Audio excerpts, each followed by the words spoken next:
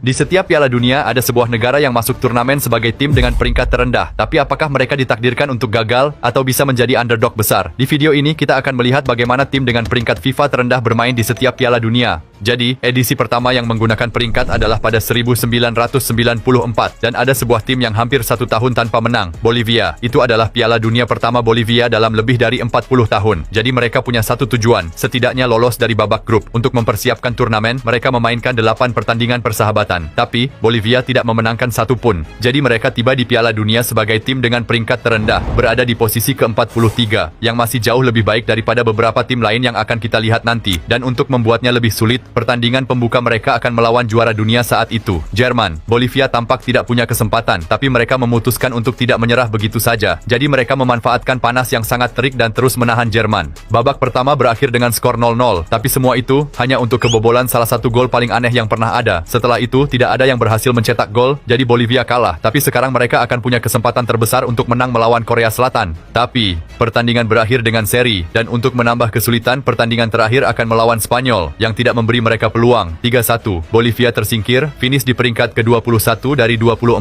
tim. Tapi apakah setiap negara dengan peringkat terendah ditakdirkan untuk gagal? Mari kita lihat turnamen demi turnamen dan peringkatkan penampilan tim-tim ini. Untuk saat ini, Bolivia adalah yang terbaik sejauh ini. Sekarang mari kita lanjut ke Piala Dunia berikutnya. Pada 1998, saat di babak pertama, Spanyol menghadapi Nigeria, yang berada di peringkat ke-74. Jadi ketika Spanyol mencetak gol pembuka setelah hanya 20 menit, sepertinya kemenangan akan mudah bagi mereka. Tapi Nigeria masuk ke lapangan dengan sesuatu untuk dibuktikan. Mereka ingin menunjukkan bahwa peringkat itu salah. Beberapa menit kemudian, dari sepak pojok, datang sundulan. Tapi selebrasi itu tidak berlangsung lama. Raul muncul untuk membawa Spanyol unggul lagi. Tapi kemudian, terjadi kesalahan oleh kiper Spanyol. Seri sudah terasa seperti kemenangan. Hingga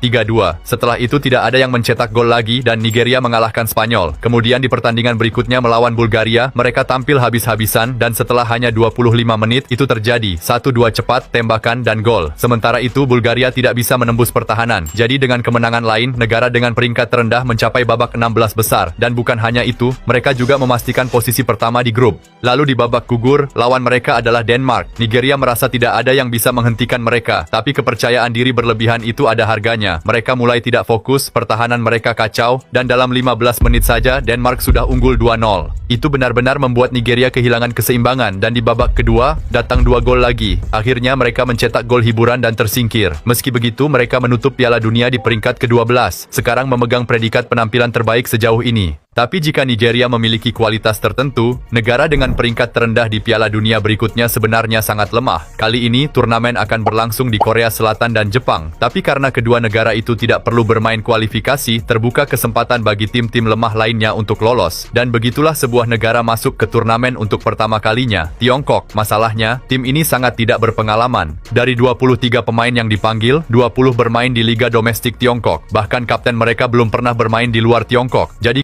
ketika mereka menghadapi Costa Rica di pertandingan pembuka, mereka adalah tim dengan peringkat terendah, berada di posisi ke-50. Meski begitu, saat wasit meniup peluit, Tiongkok berhasil menahan skor untuk sementara. Tapi harapan mereka tidak bertahan lama. Di babak kedua, mereka kebobolan 2 kali. Dan yang terburuk, Costa Rica adalah lawan terlemah di turnamen. Pertandingan berikutnya akan melawan Brasil. Tujuan Tiongkok hanyalah untuk tidak dipermalukan. Tapi itu juga tidak berhasil. Mereka kalah 4-0. Sekarang satu-satunya kesempatan mereka untuk meraih hasil apapun adalah melawan Turki, tapi Turki juga butuh menang. Jadi mereka membuat skor 3-0. Tiongkok meninggalkan turnamen dengan finish di peringkat ke-31 secara keseluruhan. Nigeria tetap di puncak. Sekarang mari kita lanjut ke Piala Dunia 2006. Dan di babak pertama, Korea Selatan peringkat 29 menghadapi Togo. Togo adalah negara Afrika kecil, lebih dari 3 kali lebih kecil dari negara bagian Florida di Amerika Serikat. Meski begitu, mereka berhasil lolos berkat striker Adebayor yang menjadi pencetak gol terbanyak di kualifikasi Afrika. Tapi persiapan mereka untuk Piala Dunia benar-benar bencana. Beberapa bulan sebelum turnamen, Togo ikut Piala Afrika dan tersingkir di babak grup. Pelatih pun dipecat dan ketidakstabilan berlanjut karena para pemain mulai melakukan protes. Alasannya, uang. Mereka dijanjikan bonus jika lolos ke Piala Dunia. Tapi, para pemain tidak pernah menerimanya. Suasananya sangat buruk. Jadi ketika Togo melakukan debut Piala Dunia mereka berada di peringkat 61. Meski begitu, tampaknya kejutan akan terjadi. Dengan tembakan keras ke pojok, Togo mencetak gol pembuka, tapi semuanya berubah di babak kedua. Seorang bek melakukan pelanggaran, diusir, dan dari tendangan bebas, Korea Selatan menyamakan skor. Sekarang Togo memiliki pertahanan yang lebih lemah, sehingga dengan tembakan jarak jauh, mereka kebobolan gol lain, 2-1. Tapi masalah mereka tidak hanya di lapangan. Protes itu tidak pernah berhenti. Para pemain bahkan mengancam tidak akan bermain di pertandingan berikutnya jika mereka tidak menerima bonus yang dijanjikan. Situasinya menjadi begitu serius, hingga FIFA harus turun tangan. Akhirnya, Togo tetap bermain di pertandingan berikutnya, menghadapi Swiss. Tapi mereka benar-benar tidak fokus. Hasilnya, 2-0 untuk Swiss. Sekarang Togo tersingkir. Dan untuk menutup kampanye yang mengerikan itu, mereka dikalahkan oleh Prancis. Togo menutup turnamen di peringkat ke-30 dengan salah satu performa terburuk sepanjang masa. 4 tahun kemudian, sebuah tim yang bahkan lebih lemah berhasil lolos. Pada 2010, Brasil turun ke lapangan untuk menghadapi Korea Utara. Bagi mereka, hanya dengan hadir saja sudah menjadi kejutan besar. 20 pemain mereka berasal dari Liga Korea Utara, hanya 3 yang bermain di luar negeri. Meski begitu, Korea Utara tahu bahwa Piala Dunia berada di level lain. Jadi sebelum turnamen, mereka memutuskan untuk berlatih dengan pertandingan persahabatan. Masalahnya, dalam 7 pertandingan mereka tidak menang satu pun. Hasilnya 2 seri dan 5 kekalahan. Jadi mereka tiba di turnamen sebagai tim dengan peringkat terendah, berada di peringkat 105. Itu sangat rendah. Mereka tahu kemungkinan dikalahkan habis-habisan oleh Brasil sangat tinggi. Jadi pelatih memutuskan untuk menggunakan satu-satunya taktik yang mungkin, bertahan total. Tapi Brasil kesulitan menghadapi tim bertahan. Hasilnya, babak pertama berakhir 0-0. Korea Utara melakukan hal yang tampak mustahil, tapi di babak kedua, pertahanan akhirnya jebol. 2 gol untuk Brasil. Sepertinya pertandingan sudah diputuskan. Hingga cuidado, olha o lance, saiu Júnior. Gol! Setelah itu, tidak ada yang mencetak gol lagi. Tapi bagi mereka, kalah hanya 2-1 terasa seperti kemenangan. Pertandingan itu membuat mereka percaya bahwa mereka bisa menghadapi siapa saja. Jadi melawan Portugal, pelatih memutuskan untuk mengubah strategi. Alih-alih bertahan, mereka akan menyerang. Tapi, itu tidak berjalan baik. 7-0. Masih ada satu pertandingan terakhir melawan Pantai Gading. Tapi saat itu mereka sudah kehilangan kepercayaan diri dan mengalami kekalahan lagi. Dengan 3 kekalahan, Korea Utara menutup Piala Dunia di posisi terakhir. Tapi apakah tim peringkat terendah berikutnya sama buruknya? Mari kita kembali ke tahun 2014. Dan satu tim yang datang dalam kondisi buruk adalah Australia. Mereka memang memiliki beberapa pengalaman di Piala Dunia, tetapi persiapan mereka untuk turnamen adalah bencana. Di tahun sebelumnya mereka memutuskan untuk menguji diri dalam pertandingan persahabatan dan dipermalukan. Melawan Brasil skornya 6-0, dan segera setelah itu 6-0 melawan Prancis. Situasinya begitu buruk hingga mereka memecat pelatih, dan dengan pelatih baru, masih ada lebih banyak kekalahan di pertandingan persahabatan. Jadi Australia tiba di Piala Dunia sebagai tim dengan peringkat terendah, berada di posisi ke-62. Di pertandingan pembuka, mereka akan menghadapi Chile, tapi pertahanan benar-benar tidak terorganisir dan dalam 15 menit saja, sudah 2-0. Australia terlihat kebingungan di lapangan. Jadi mereka menemukan satu solusi, mengirim umpan silang ke pemain utama mereka, tim Cahill, dan itu berhasil. Cahill mencetak gol, tapi kemudian, Chile mencetak gol lagi, 3-1. Dan yang terburuk, Chile adalah lawan terlemah di grup, karena pertandingan berikutnya akan melawan Belanda. Jadi di babak pertama, Robben berlari ke depan dengan 3 pemain Belanda melawan hanya 1 bek dan memasukkan bola ke gawang. Sepertinya Belanda akan meraih kemenangan termudah sepanjang masa, hingga tiba-tiba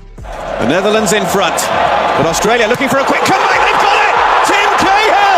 Astonishing! Australia menyadari bahwa mungkin untuk mencetak gol melawan mereka. Jadi mereka menyerang, dan setelah umpan silang, bola mengenai tangan pemain Belanda. Wasit menunjuk titik penalti. Penalti dan gol. Tim dengan peringkat terendah sekarang unggul melawan Belanda. Tapi kegembiraan itu tidak berlangsung lama. Hanya 4 menit kemudian, pertahanan melakukan kesalahan, dan Van Persie menyamakan skor. Untuk memperburuk keadaan, Depay menembak dari luar kotak penalti, dan kiper Australia melakukan kesalahan. Dengan skor 3-2, Australia kalah. Tapi mereka masih punya satu pertandingan terakhir melawan Spanyol. Namun, itu bahkan lebih buruk, 3-0. Australia menutup Piala Dunia dengan 3 kekalahan, finish di peringkat ke-30. Untuk saat ini, Nigeria tetap menjadi underdog terbesar. Tapi pada 2018, satu tim memberikan kejutan yang jauh lebih besar. Bahkan sebelum turnamen dimulai, banyak orang percaya bahwa tuan rumah, Rusia, akan tersingkir di babak grup. Dan memang ada alasan kuat. Dalam 2 tahun sebelum turnamen, mereka hanya meraih 5 kemenangan. Sejak tersingkir di babak grup Euro 2016 hingga Piala Dunia, mereka memainkan 20 pertandingan. Dan angkanya sangat buruk, 6 hasil seri dan 9 kekalahan.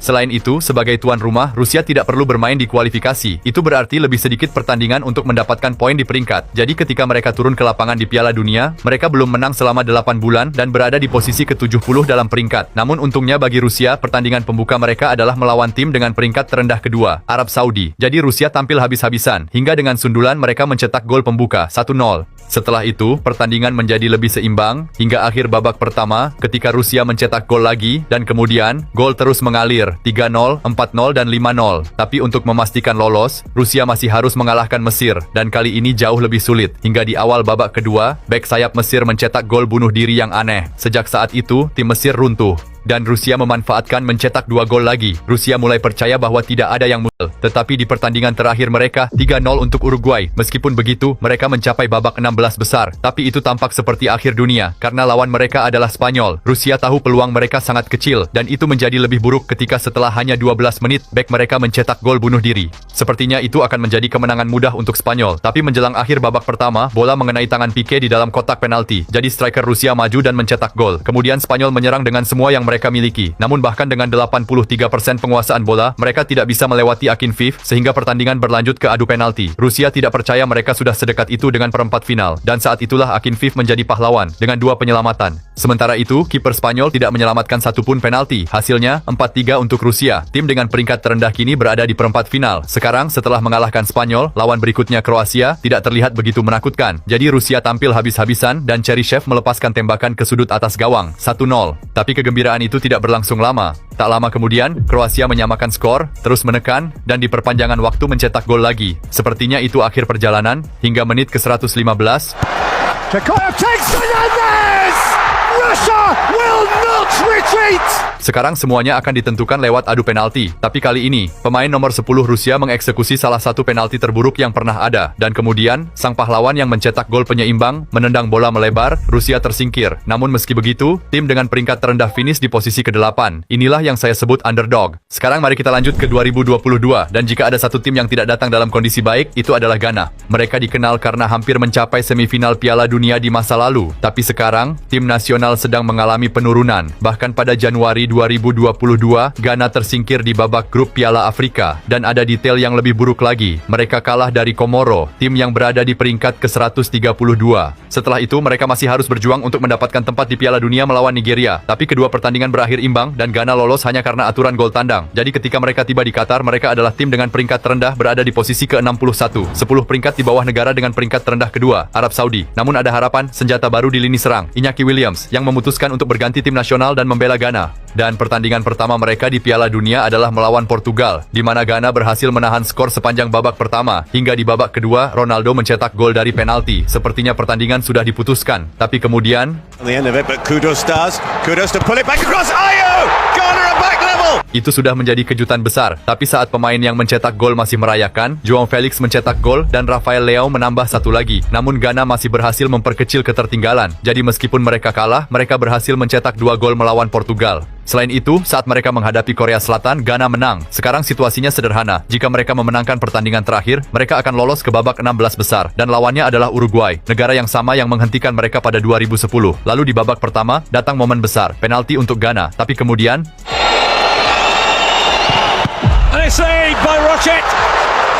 setelah itu, Uruguay bangkit, menekan ke depan dan mencetak 2 gol, sementara Ghana tidak mampu membalas. Dengan skor 2-0, mereka tersingkir, finish di posisi ke-24 secara keseluruhan. Jadi dari semua tim yang masuk ke Piala Dunia sebagai yang berperingkat terendah, hanya 2 yang berhasil lolos dari babak grup.